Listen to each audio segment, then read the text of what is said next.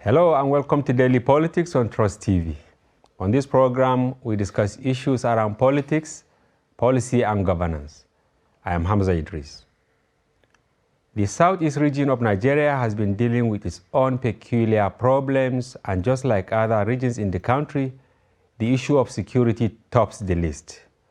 Though the dust is yet to settle following an attack on the convoy of a federal lawmaker, Senator Ifeanyi Uba, in Anambra State last night, there is an easy calm following a statement released by the leadership of the indigenous people of Biafra, IPOB, shifting its weekly sit-at-home order to tomorrow, being Tuesday, September 13. The scheduled date for the appearance of a battle, which coincided with the scheduled date for the appearance of the embattled leader of the group, Nnamdi Kanu, at the Court of Appeal. Coincidentally, this is also the intended day for President Muhammadu Buhari's visit to Imo State, where he will be commissioning some completed projects of the Imo State government. Following these happenings, there has been growing concerns about deterioration of the security situation in the region and how it might affect the 2023 general elections. To discuss these issues, we are joined by security analyst Stephen Okori. We are also joined by John Chuks Asuu, who is the head of the judiciary desk here in the office. Also, we are going to be joined by Comrade Achike Chude virtually. He is a public affairs analyst and deputy chairman, Joint Action Front, a coalition of civil society organizations. Welcome to the program, gentlemen. Thank you very much. Thank you for inviting me. Good. Well, before the program, gentlemen, we will take some serious stories that happened today in Nigeria. The National Industrial Court of Nigeria has adjourned to September 16, 2022, the suit filed by the Nigerian government against the Academic Staff Union of Universities, Asuu, over the 7-month-old strike embarked upon by the union. The government had, through the Minister of Labor and Employment, Senator Chris Ngige, filed the suit praying the court to order the union to call off its ongoing strike, while negotiations between both parties continues. The minister said that Asuu had been very adamant about resolving the case despite the damages the strike has caused the university education system and the economy generally. Also today, we have the story that the Director of Media and Public Affairs, an official spokesperson for the All Progressive Congress Campaign Council, Festus Keyamo, has alleged that the presidential candidate of Labour Party, Mr. Peter Obi, was planning to fake an assassination attempt on himself and hire some supporters dressed in the APC caps and T-shirts to attack some of his party offices. This is even as the minister has accused the former Anambra governor of circulating hate-filled video online to disparage the presidential candidate of the APC, Asuu Bola Ahmed Tinubu. Keyamo made the claim in a statement issued in Abuja today. While challenging Obi to reveal the source and names of the culprits behind the nebulous WhatsApp message, the minister noted that it was obvious Obi deliberately concocted the message and circulated the offensive video himself as a campaign strategy. Well, we will take a short break now, and when we return, the discussion of today commences. Please stay with us.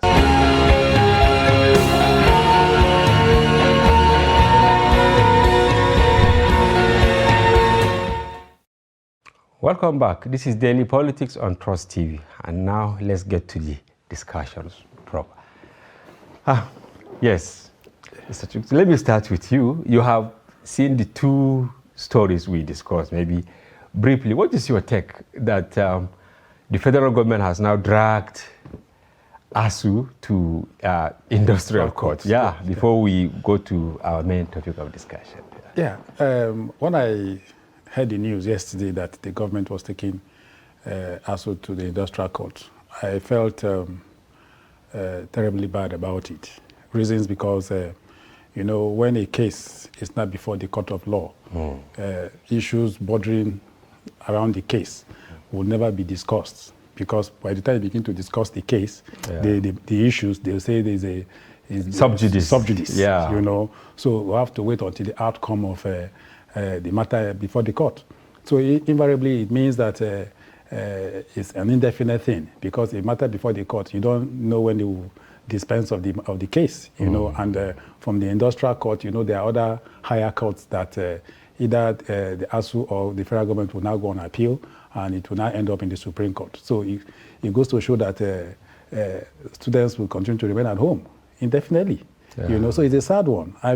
I think that the government at this point should not have exhausted dialogue and negotiation in trying to see how to resolve the matter. You know, so I don't think it's beyond the government for them to begin to approach the court. Yeah, it is now almost 7 months. 7 Maybe months. A brother, a son, or a sister at home. Yes, it's even affecting me personally. Okay. I'm also a student. You know, I'm doing a PhD. You know, in security studies. In security and strategic studies. So it's affecting me as well. You know, so I just think that I feel that it has, if not for the strike, I would have been done with the program. Wow. Yeah. You will have been done with the program, and Yes. almost 7 months now. It's wasted. Wow. Mr. Chuks, you cover the judiciary.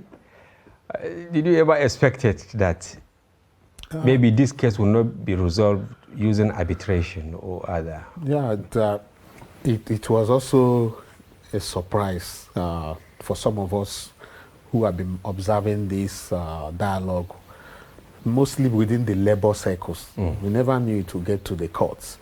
And the issue was on the 2009 agreement. Most times when parties resort to court, it means that there is some terms of an agreement that are now in dispute. So they will now decide to take this matter to court to determine the legality and the enforceability of those terms. Perhaps there is something the federal government have seen that could, you know, enforce this court action. Otherwise, the court coming into the dispute will still be relying on the subject matter. That is what they are going to present. So the court has to resolve it based on the terms that are stated.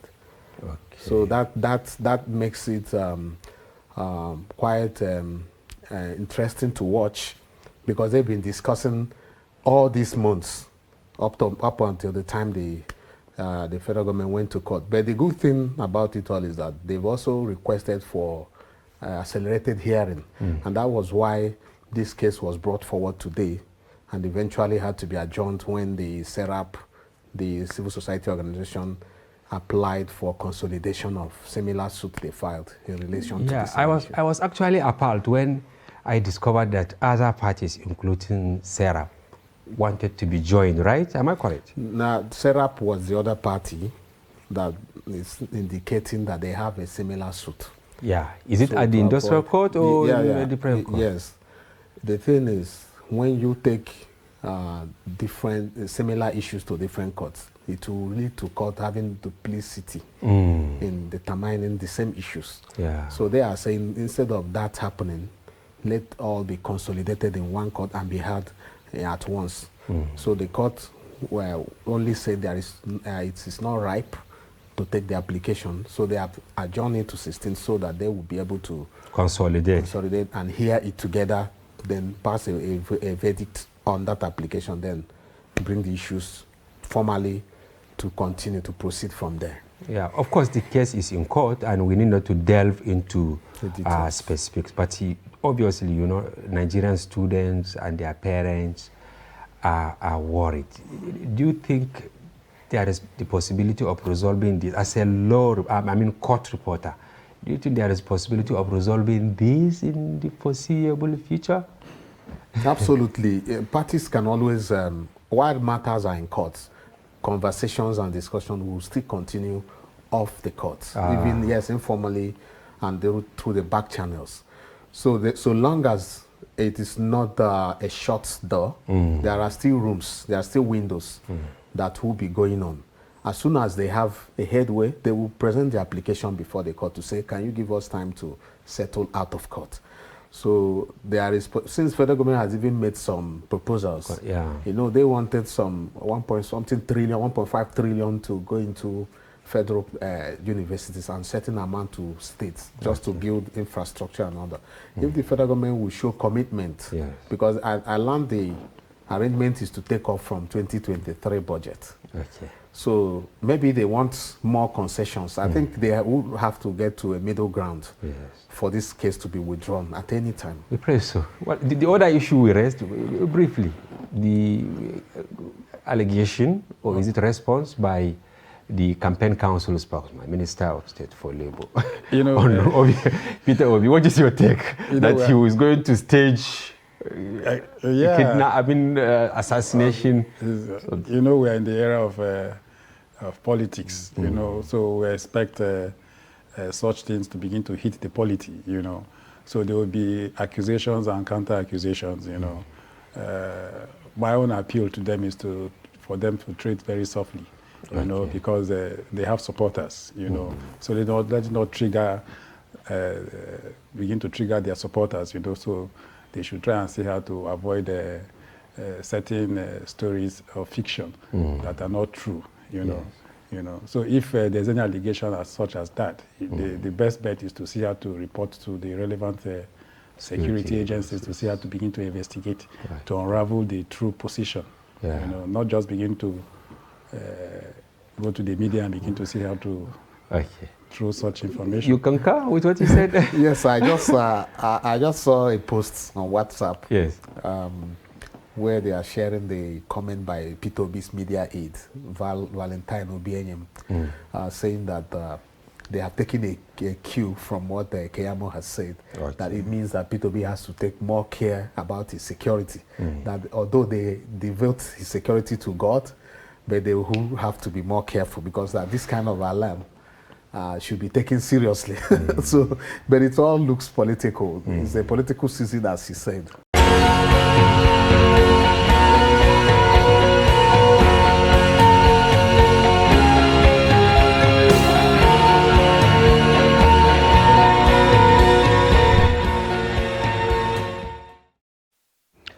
Hello and welcome to Daily Politics, reaching you from Trust TV here in Abuja, Nigeria's capital.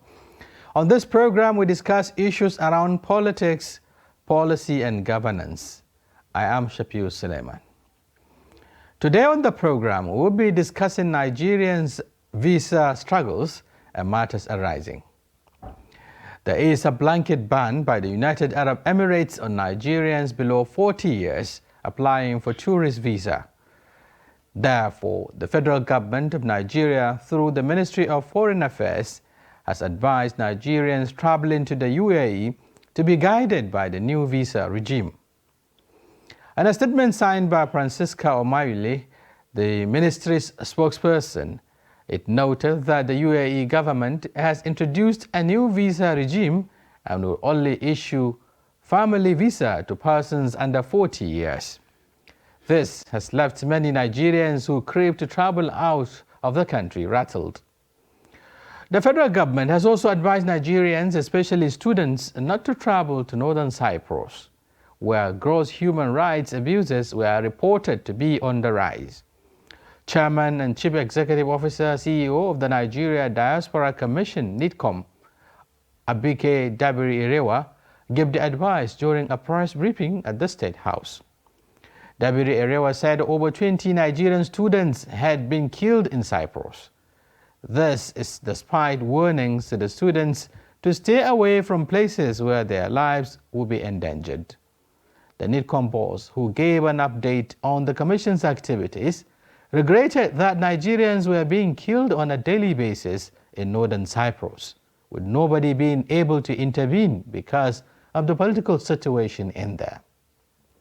So tonight we ask, Why are Nigerians desperate to travel out of the country, not only to UAE or Cyprus, but other countries, including those that are less endowed as Nigeria? Why is there a rise in violence against Nigerians in northern Cyprus, South Africa, and other places? What are the implications of the ban on Nigerians and Nigeria? How can the government stop this? And with me in the studio to discuss these issues and more is Ambassador Suleiman Dahiru, a former Nigeria's ambassador to Sudan. Thank you for joining us. Thank you. We will also be joined by Hamisu Kabiru Matazu, who is the foreign editor or editor of the foreign desk of the Daily Trust newspapers. He will be joining us via Skype. We hope to bring him on board shortly, perhaps in the course of the discussions. But before then, let's take a short break. We'll be back to commence on the conversations. Stay with us.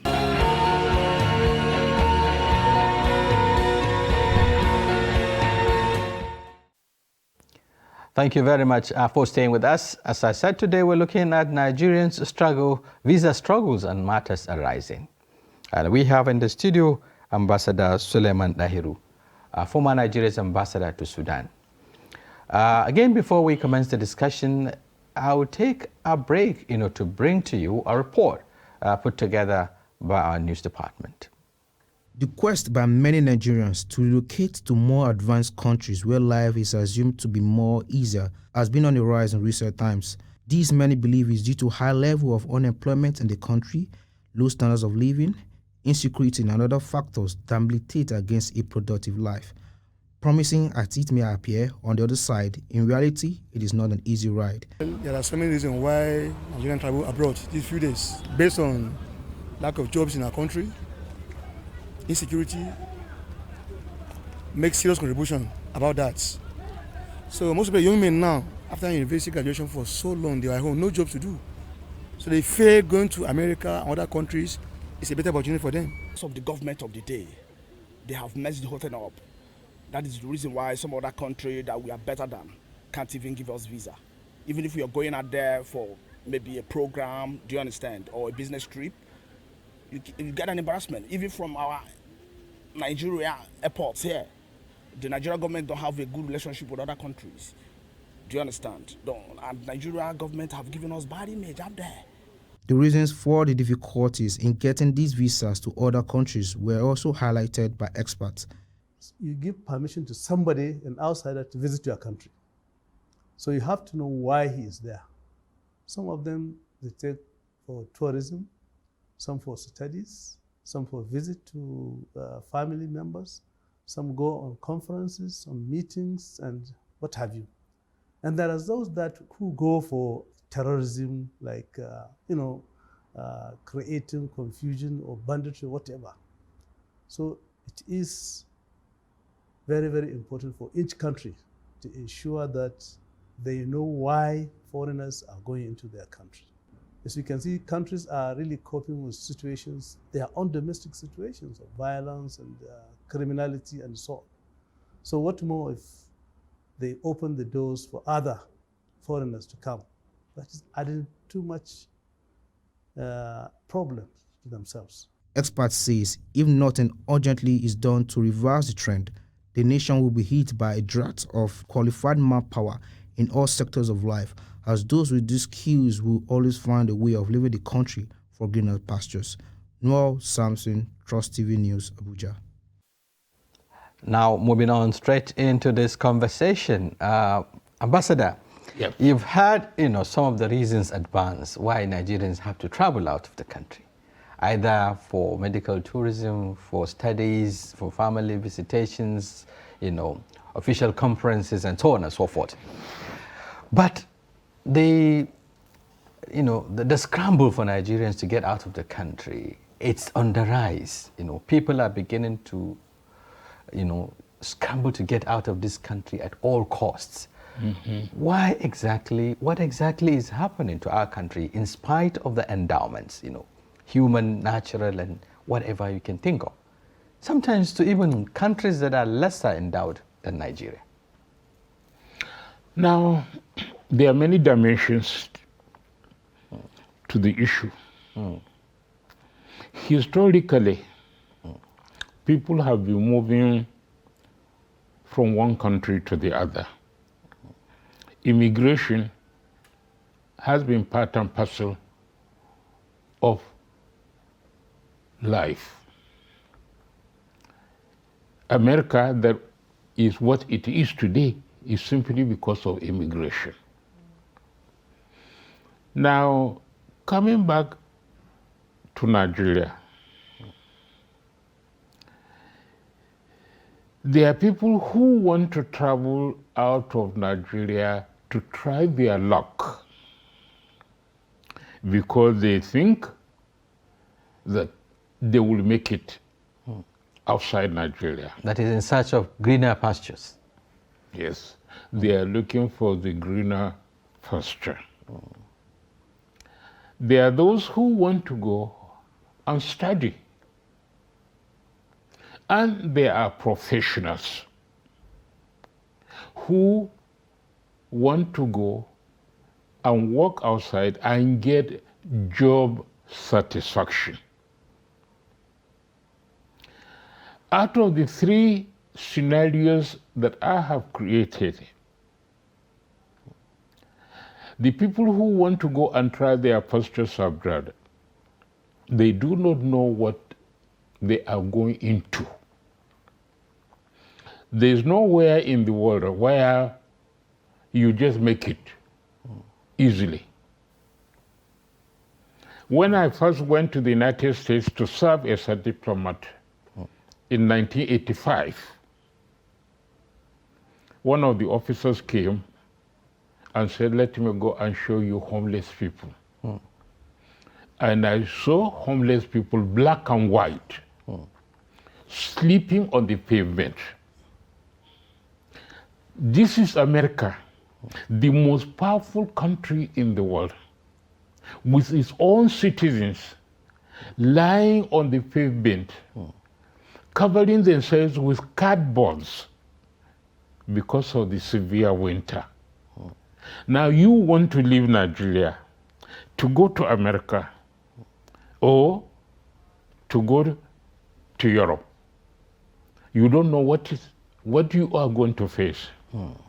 I remember when I was in US, a lady told me, and I laughed, but it was not a laughing matter. She said, in Nigeria, when you are arguing with somebody, he will just say, "You can go to hell." But Nigerians don't know what is there? Go to hell means go to America. Right. I have seen Nigerians in America in terrible situations, and sometimes I wonder why they even left Nigeria in the first place. This is one aspect. Then those people going for greener pastures, those going for greener pastures, there is no green pasture anywhere. You have to work for it. I concede that there are people who have made it, but it was through dint of hard work.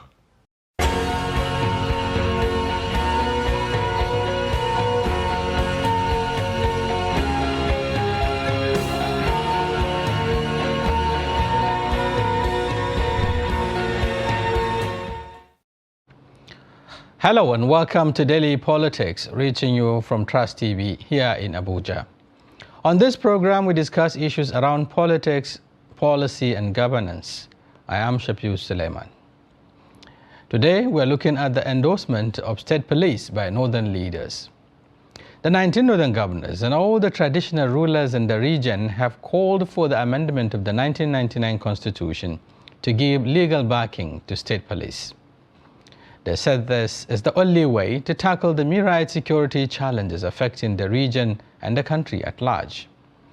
Among them, banditry, insurgency, kidnapping, and other forms of criminalities. This recommendation was contained in the communique issued at the end of the meeting of the Northern Governors Forum, NGF, and the Northern Traditional Rulers Council, NTRC, held in Abuja. This is the first time the Northern Governors sitting together with traditional leaders in the region, and they made a strong case for the need to allow states to establish police forces. The governors and other political leaders from the south and a few others from the north were more vocal in advocating for state police, a move dismissed in some quarters on the grounds that when established, those paying the bills to maintain the state police will abuse it by deploying the security outfit against their opponents. With me in the studio to discuss the desirability or otherwise of state police, Ahmad Sajo, who is the convener of the Nigeria Agenda, an advocacy group for leadership and governance, and a member of the NBC. Thank you for joining us. Thank you very much. It's my pleasure. Also joining us for the discussion is Senator Iroebu, who is a security analyst and editor-in-chief of Global Sentinel. I hope I pronounced the name correct. Yes, you tried. Thank you very much for joining us. Yeah. Now, gentlemen, welcome to the studio. Thank you. Thank you. We will take a minute's break, after which the conversation begins. Stay with us.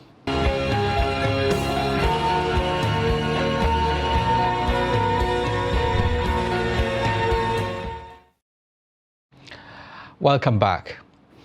This is Daily Politics, and let's now get into the discussions proper. And let me start with Senator. As a security analyst, we've been perhaps very much aware of this development. The issue of state police has been a mundane, if you like, debate in our polity, especially lately. But it has, always meet a brick, wall, so to speak. It has been part of conversation even at the at fora like the national conferences and so on and so forth. I remember the last one, this issue featured prominently. Now 19 northern governors and the traditional institutions are coming together to give a nod to this initiative. Let me get your perspective now. What do you make up of this now coming? Some would say very lately. Yes, I think it's a right step in the right direction, and I'm happy with the development because some of us has been on the vanguard of the call, on the call for state policing. But when we are championing this, like any opportunity I have in any forum, I have always advocated for it. But when you listen to the voices, it was sounding then as if it's sectional, and most of us, our motive wasn't actually sectional. It was a concern for seeking solution for the security challenges where the country is encountering. But now that the northern governors and traditional rulers has come into, now is having a national perspective. It's no longer the voices mostly from the southern part of the country. So because I've looked at it, I've looked at the whole thing, and I feel that the way the Nigerian security architecture, especially the policing system, is structured is not ideal for a federal country, a federal structure. Because even if you look at even countries that are unitary even in their structure, they still have a kind of decentralized policing system. Then why should a country that is federal in structure having such a centralized policing system? I know there was a reason why the centralized policing system came, but over time, those factors has given way, showing that the way the country, being a federal country, the way it's designed, we should have a policing, a kind of decentralized policing system. And nature itself abhors vacuum. So that's why you're seeing mushrooming of militia groups, other self-defense vigilance groups, and which I am not an apostle of all this quasi, but still, number one law of nature is self-defense, and nature, like I said, abhors vacuum. In a place of community or state policing. That's why you are seeing, because people need to survive first. Right, okay. We'll be talking about the legality or otherwise of it, because we know, as it is now, what is there in the Constitution perhaps may not give room for that, but then states are adopting gradually, which is also seen as, you know, illegal, but then also imperative. Well, let me take on Ahmed Sajo, looking at the situation, especially in northern Nigeria. He talked about those championing this initiative, you know, from the south, and then looking at the prevalence of security challenge, which is in the north, so to speak, northwest, northeast, perhaps north central, and then the sort of, you know, foot dragging, if I should put it that way, by leaders in this part of the country to key into this, and now, you know, beginning to see reason why they have to, I mean, also join in this direction. Is it to say it's an afterthought, or is it that they haven't seen the importance of it, you know, before now? No, I think let's say something that it's better late than never. Okay, it's a right decision. But you see, we are a country of too many contradictions, and I must be honest with you. We are like the proverbial person that wants inheritance but doesn't want his father to die, which is impossible. You can't inherit somebody else's father, you know, unless you're a thief. Or wanting to go to heaven and you don't want to die. And don't want to die, you know, so that kind of a thing. But let's look at it this way. The most successful model of the native authority policing system then was in the north. So for the north to have even foot dragged... The Endocar system. Exactly. For the north to have even foot dragged itself in accepting a state police was even surprising to some of us. That's one. Two, you know, we have to understand that you cannot continue to run a federation, but the constituent sub-state structures are operating as if we're in a garrison. Not only in policing, you know, there are many other issues.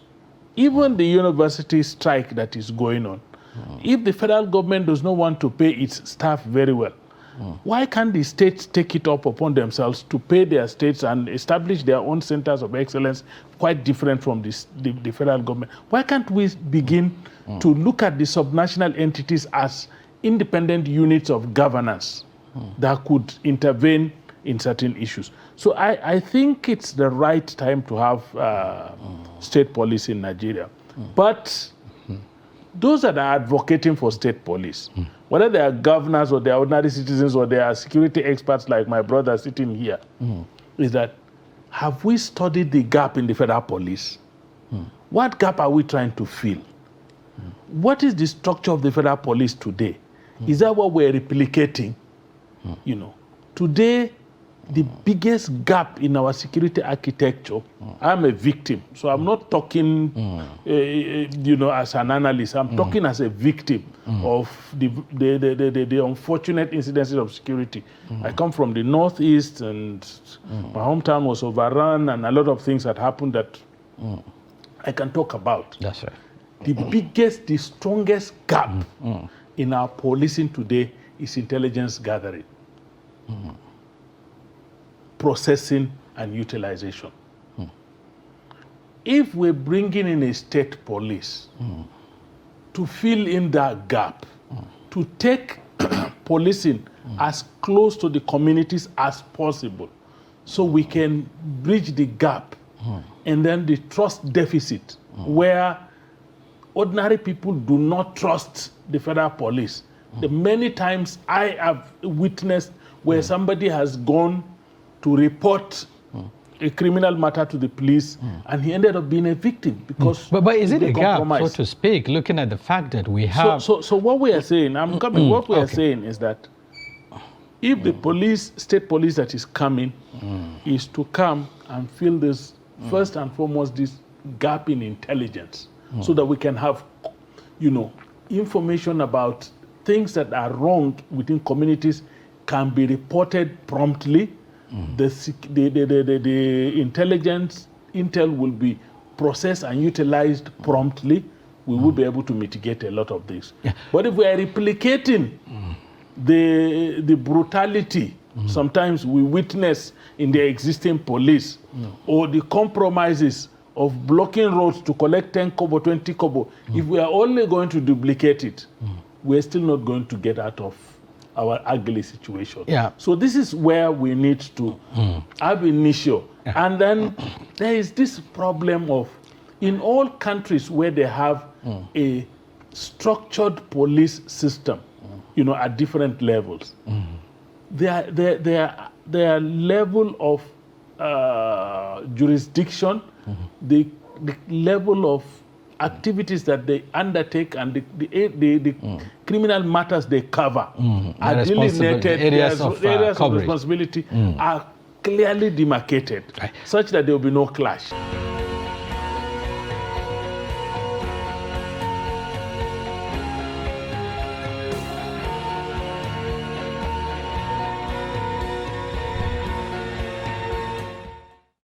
Hello and welcome to Daily Politics on Trust TV. On this program, we discuss issues around politics, policy, and governance. I am Hamza Idris. The rift between the Police Service Commission and the Nigeria Police Force seems to have taken a dramatic turn following the abrupt resignation of the chairman of the commission, retired Inspector General of Police Musiliu Smith. This comes amid disagreements on which body is responsible for the recruitment, promotion, and discipline into the police. Is it the commission under IGP Smith or the police force under the leadership of IGP Usman Baba? In a report by Daily Trust today, the board of the commission asked Mr. Smith to resign on health ground. He was also asked to hand over to retired Justice Clara Ogumbi, who is representing the judiciary at the commission.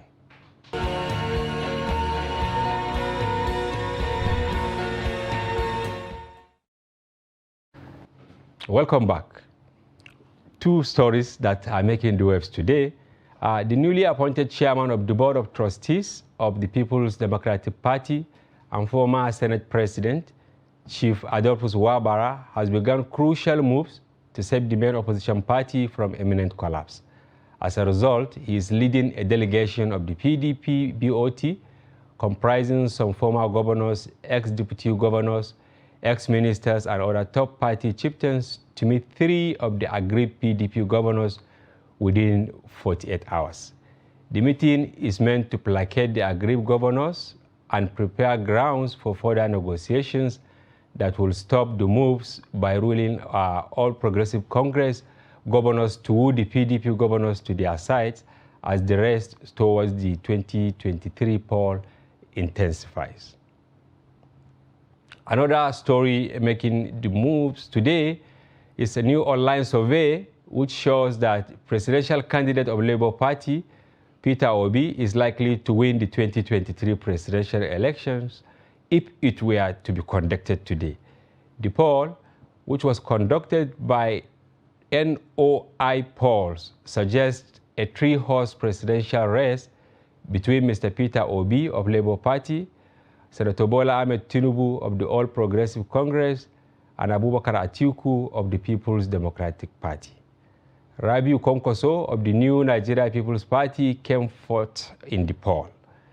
The results showed a significant lead for Mr. Obi, with 21% of voters proposing to vote for him if the presidential elections were to be conducted today, and 13% each proposing to vote for Asiwaju Bola Ahmed Tinubu and Alhaji Atiku Abubakar, who are both tied in second place. Dr. Kwankwaso was a distant fourth, with 3% of voters proposing to vote for him. A statement by ANA Foundation announcing the result of the poll shows. Now, we will take a short break. When we return, our discussions continue. Stay with us, please.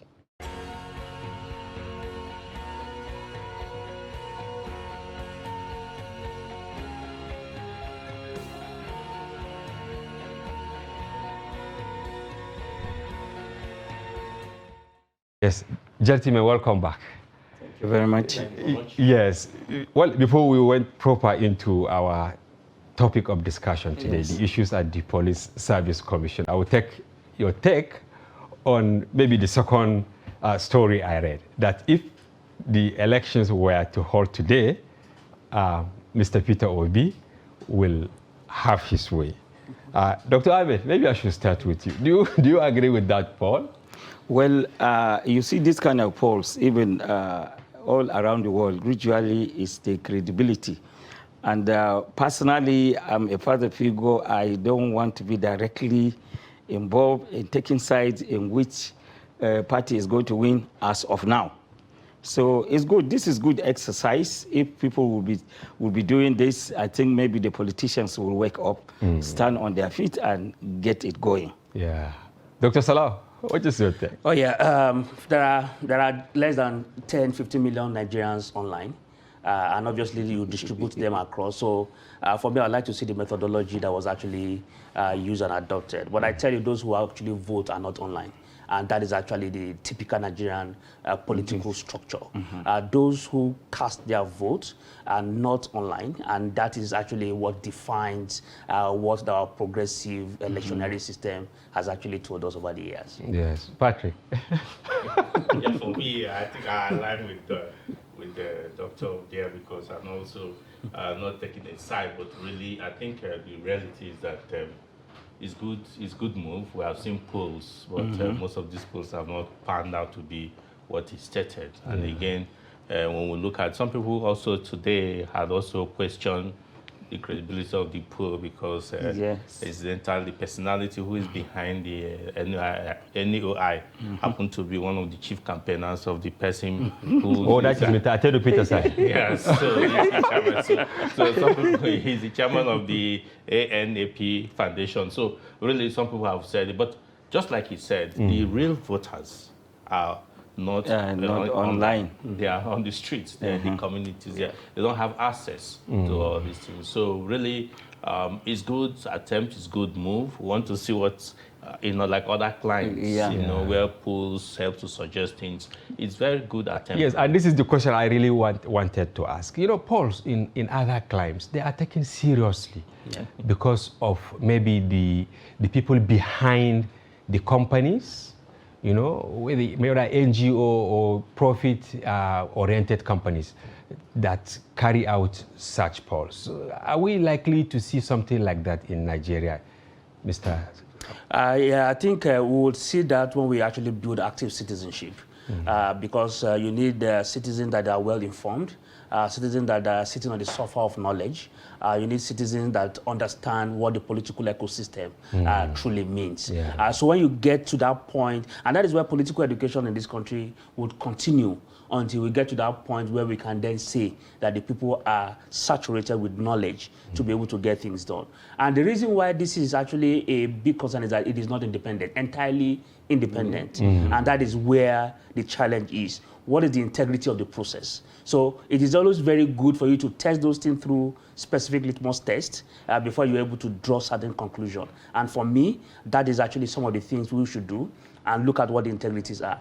But the bottom line is, if you conduct elections today, 70% of those people who voted online will not be at the ballot. Wow. And that is the 70%? Yeah, of course. Like that starts really. Yeah.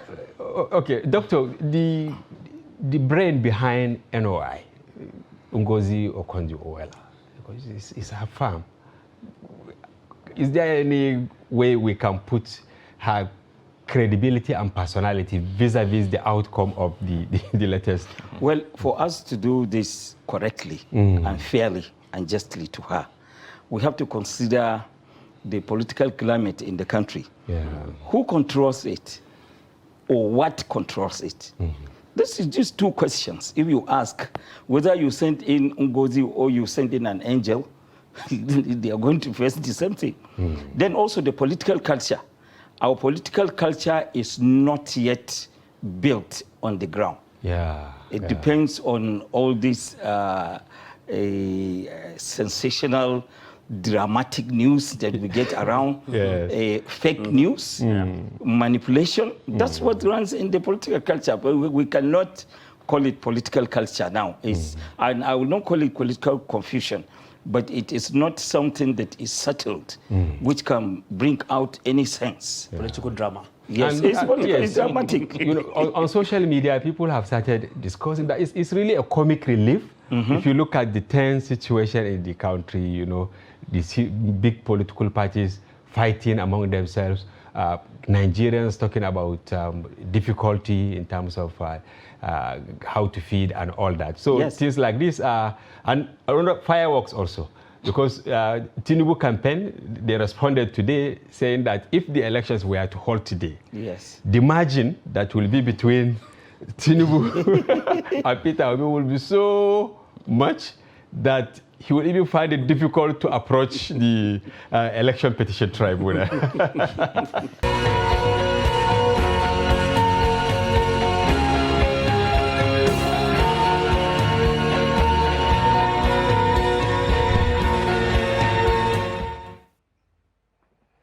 Hello and welcome to Daily Politics on Trust TV. On this program, we discuss issues around politics, policy, and governance. I'm Hamza Idris. Adamawa and Taraba are some of the few states which have been relatively quiet in terms of active national politics, even though the presidential flag bearer of the PDP, Atiku Abubakar, is from Adamawa. However, at the local level, there are serious realignments in the two northeastern states. For instance, in Taraba, there is an unwritten political arrangement for power shift among the three senatorial zones. But it appears this arrangement is being threatened for some reasons. The story is a bit different in Adamawa, where current Governor Ahmad Fintiri will slug it out with equally formidable contenders from other political parties, including a woman. Tonight, we are joined by Dr. Umar Ardo, a former high-ranking member of the People's Democratic Party and now the gubernatorial candidate of the Social Democratic Party in Adamawa State. We are also joined by Asuu Gadu, a diplomat, public commentator, and senatorial candidate of the People's Redemption Party in Taraba State. Together, we'll discuss the recent political developments in the two states. Welcome to the program, gentlemen. Thank you. Thank you very much. Good. Before we start the conversation, here are some political stories making the waves. Despite the accusations that the North has taken charge of the juicy positions in the People's Democratic Party, PDP, the party has appointed the Sokoto State Governor, Aminu Tambuwal, as Director General of the Presidential Campaign Organization for the 2023 elections, while Tambuwal is the Director General of the National Campaign Management Committee, NCMC. Governor Udom Emmanuel of Akwa Ibom State is the Chairman, Presidential Campaign Council, PCC. All the People's Democratic Party governors are also members of the committee, including the Rivers State Governor Wesam Wike, who has been demanding the resignation of the party chairman, Dr. Eochie Ayu. Again, another big story. A fierce battle broke out between the late Abubakar Shekau's Boko Haram faction and Islamic State West Africa province ISWAP on Thursday, which led to the killing of a commander simply identified as Kundu, and dozens of fighters between Dikwa and Bama local government areas of the state were neutralized. According to a security source, Kundu and his team were on a robbery mission when the ISWAP elements intercepted them on 6 motorcycles, each conveying 3 fighters. In another incident, Nigerian troops in a well-coordinated air operation destroyed 3 ISWAP enclaves in the northern part of the state, killing scores of terrorists, including 3 commanders in the Lake Chad Basin region. Well, welcome to the program. Doctor and Asuu Gadu, 2 stories before we get into our topic of today, which is realignments in Adamawa and Taraba states. Doctor, what is your take on the raging controversy in PDP, for instance? Just your take. Now they have formed the campaign council, and still all the positions occupied the North. What does this portend? Well, you know, the PDP is just steaming in its own stew because it created this problem for itself. Remember how PDP removed its national chairman, Uche Secondus, which case is still at the Supreme Court, adjourned for 30th of October 2023. Those who removed Secondus, those who collided and removed Secondus are the same persons fighting among themselves now. So I saw the clip where the national chairman said that at the heat of it, that if a northern candidate emerges as presidential candidate, he will resign. A northern candidate has emerged. So, you know, he ought to resign. To live by his words. He ought to resign, to live by his words, because this thing has a moral content in it. If I cannot trust your words when you utter them, why should I deal with you? So this is the dilemma that PDP is facing, and it is going to consume them. Okay. It will consume them. You agree with what the doctor said? Yeah, I think so. I quite agree with what the doctor is saying, because PDP, having lost the 2015 elections, should have gone into some kind of soul-searching introspection to be able to rejig its order and make sure that those areas that made it lose the election 2015, but you know, we still see what happened to bring it to where it is happening. And now we've reached the point where it's a point of no return. And for them, as the doctor said, they have been stumbling from one problem into the other because they have not addressed the fundamental issues that made them lose the election. So this is one of those issues. And the other thing is to engage with the people of Nigeria and to rejig themselves and to represent and rebrand themselves. But we still see the same tactics, the same way of doing things that have more problems to them. And right now, they are, as he said, stewing in their own juices. And for me, I would say this is the last hurrah for the PDP. If they don't win this presidential election, which seems very unlikely, they should just pack their bags and go and leave Nigerian politics, because they would have turned the full circle in their own self-destructive activities. Atiku left the country today after forming the committee. He met with some religious leaders in Lagos. Does that mean he has forsaken Wike? No, I think he has been accused of being an absentee politician. I think he comes into the country when, you know, when he goes in hibernation in Dubai, and then when it's time for him, when it's time for this is not what I'm saying. It's even people from the party are saying Wike made the same made that allegations. A lot of people share that view that he goes to Dubai and stays for 4 years. I mean, 3.5 years, and when it's time for politicking, he comes into Nigeria with all the fanfare, and then once the heat gets over, I mean, he goes to Dubai again or somewhere else to cool his heels. So this is not surprising. So, but yes, I think he should be around to make sure that once the presidential council is set up, he should sit down and see, you know, those areas that are, those gray areas are ironed out. Because they are, apparently they are clear, the gray areas of sort, since what they're supposed to sort out is like they didn't sort it out. Yeah. They are not likely to. PDP has too many fundamental issues. For me, the fundamental problem of PDP is abandoning its support base at the hour when its support base needs its support. Where is the support base? The support base of PDP has always been the Southeast and the South-South. These are the only two zones that have voted PDP from 1999 without failing till 2019. You know, 5 solid elections. So it's two zones of this nature. You don't abandon them. You must do everything to protect their interests. When the South, remember, incidentally, it is in Asaba, the capital city of the vice presidential candidate of the PDP, when the Southern leaders all came together, led by their governors, by their legislators, by leaders of their socio-cultural organizations, like Afenifere, Ohaneze, Pandef, and so on. Yeah. Now, they sat in Asaba and passed a resolution after a lengthy meeting that power should shift to the South. Then the same team moved to Lagos and reasserted that position.